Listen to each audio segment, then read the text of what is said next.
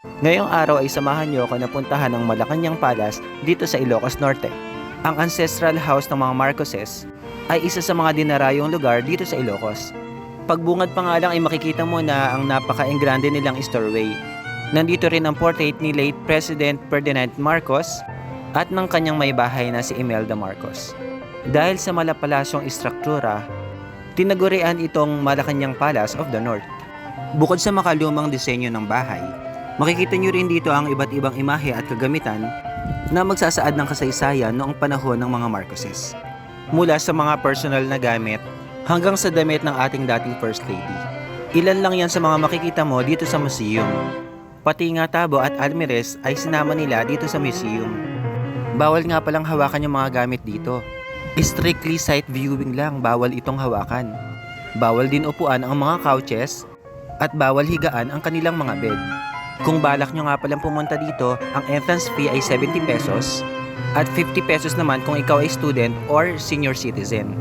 Makikita nyo rin sa nindeng ang mga imahe or litrato ng kanilang pamilya noong panahon ng kanilang panunungkulan. Dito pa lang sa mga imahe ay makikita mo na kung gaano kagaling ang dati nating presidente. At ito pa ang ibang bahagi ng kanilang second floor. Sa sobrang laki nga ng lugar, ay hindi ko na alam kung ano pa ang tawag sa mga parte nito.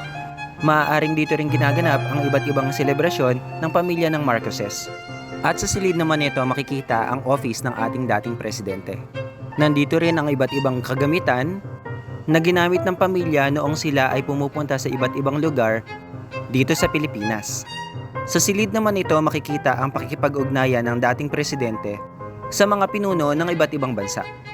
Makikita mo dito ang iba't ibang leader, president, prime minister, o hari mula sa iba't ibang panig ng mundo. Sa loob ng 21 years ng kanilang panunungkulan, makikita mo dito ang iba't ibang infrastruktura at proyekto na kanilang ginawa noong kapanahunan ng kanilang termino.